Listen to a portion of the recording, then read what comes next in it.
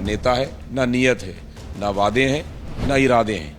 मतलब पूरी तरह से भारतीय जनता पार्टी छत्तीसगढ़ में नेस्त नाबूद हो चुकी है। उनका घोषणा पत्र देखेंगे आप, पूरा कांग्रेस का फोटो कॉपी है। उनके पास 15 साल की कामों को लेकर जनता पास जाने के लिए कोई काम है नहीं। एक तो बदनाम करके चुनाव लड़ना चाह रही है, डरा के चुनाव लड़ना चाह रही है। आप देखेंगे बयान, हम उल्टा लटका देंगे। यूपी बिहार नहीं है, ये छत्तीसगढ़ है। डरा के चुनाव लड़ रहे भारतीय जनता पार्टी, इसका छत्तीसगढ़ की जनता समझ रही है, जान रही है। बस्तर की चित्रकोट विधानसभा क्षेत्र खास है क्योंकि यहां से कांग्रेस के प्रदेश अध्यक्ष दीपक वैद चुनाव लड़ रहे हैं। यहां से न सिर्फ चुनाव लड़ रहे हैं बल्कि सांसद होते हुए भी उन्हें कांग्रेस ने यहां से टिकट दिया है। सर, क्या आवश्यकता पड़ी कि एक सांसद को यहां से चुनाव लड़वाना पड़ा? देखिए, तो पार्टी का निर्णय है। हम तो हमेशा पार्टी का निर्णय को स्वागत किए हैं। पहले विधायकता में 2018 में 6 महीने के बाद सांसद चुनाव लड़ाए, जीत के आ गए।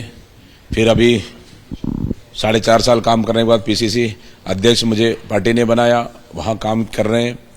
और फिर अभी विधानसभा लड़ाई, तो पार्टी का आदेश है। पार्टी ने जो निर्णय लिया दीपक बैच के लिए फाइनल है।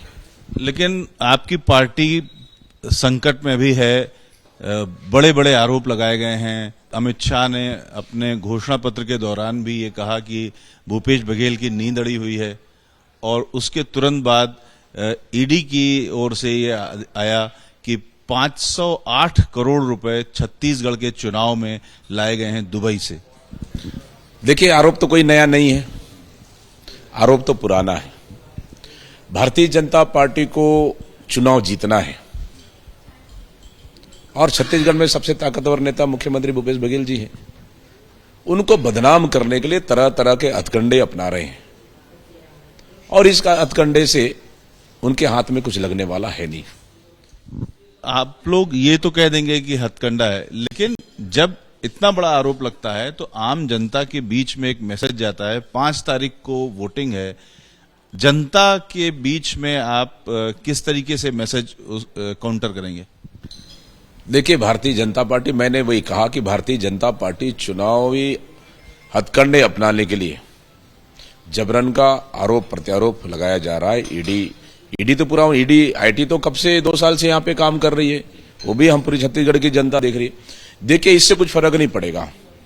कांग्रेस की सरकार छत्तीसगढ़ में माननीय मुख्यमंत्री भूपेश बघेल जी के रहते हुए बेहतर काम हुआ है, अच्छा काम किया है। जनता को सीधे लाभ मिला इन 5 सालों में, और आने वाला समय हम लोग नए विजन के साथ जा रहे हैं, उसका भी सीधा लाभ जनता को मिलने वाला है। इसलिए जनता में इसका कोई फर्क नहीं पड़ने वाला। कांग्रेस की ओर से, आप लोगों की ओर से इस चुनाव में मुख्य मुद्दे क्या हैं? कर्जा माफी, 20 कुंटल धान खरीदी, हम एजुकेशन फ्री कर रहे हैं पूरे, पहले से लेके केजी से लेके पीजी तक का, बिजली बिल फ्री, और सिलेंडर माता बहनों के लिए 500 रुपए सब्सिडी। तो इस तरह से अगले टर्म के लिए क्या वादे हैं? अगले टर्म का ही वादा है।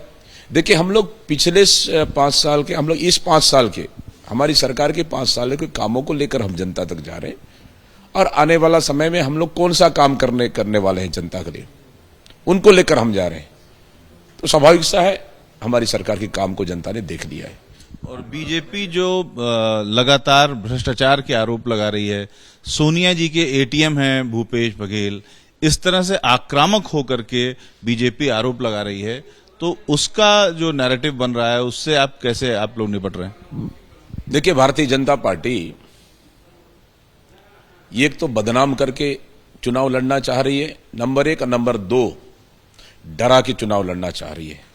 आप देखेंगे बयान, हम उल्टा लटका देंगे, हम ये कर देंगे, वो कर देंगे। यूपी बिहार नहीं है, ये छत्तीसगढ़ है। डरा के चुनाव नहीं लड़ सकते आप छत्तीसगढ़ की जनता को प्यार से दिल जीत सकते हैं। डरा के चुनाव लड़ रहे भारतीय जनता पार्टी, इसका छत्तीसगढ़ की जनता समझ रही है, जान रही है। देखिए, इससे कोई फर्क नहीं पड़ने वाला। आप जब देखेंगे, अभी 7 तारीख को मतदान है, पहला चरण का 20 सीट, दूसरा तारीख का 17 तारीख को, 17-7 तारीख के बाद आप देखिए कैसा माहौल बनता है पूरे छत्तीसगढ़ में। और छत्तीसगढ़ में इस समय फिर से बड़ी मार्जिन के साथ हम फिर से दोबारा सरकार बनाएंगे। कितनी सीटें?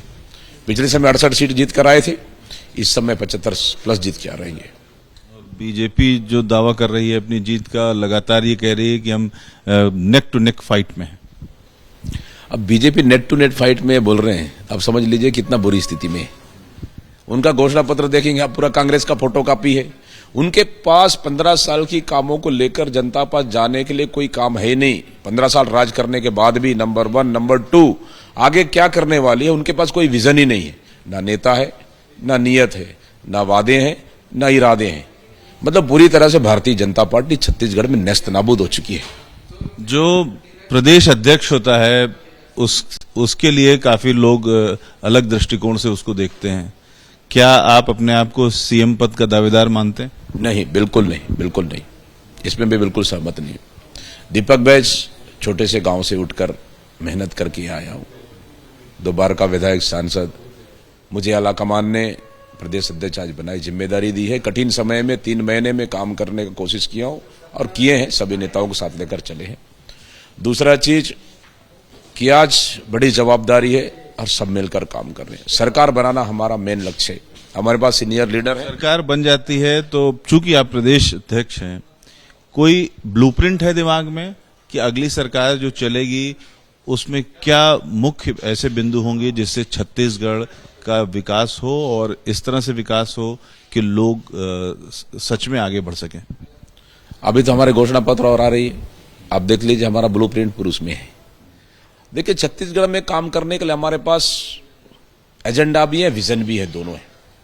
हम दोनों को लेकर हम चल रहे हैं और बहुत अवसर है। देखिए, बस्तर जैसे क्षेत्र से हम आ रहे हैं, यहाँ बस्तर में काम करने के लिए बहुत सारे अवसर है, छत्तीसगढ़ में काम करने के लिए। सबसे पहले क्या होगा शुरुआत में, अगर आप लोग जीत के आते हैं तो? सबसे शुरुआत पहली कैबिनेट में, पहली कैबिनेट में फिर कर्जा माफी होगा।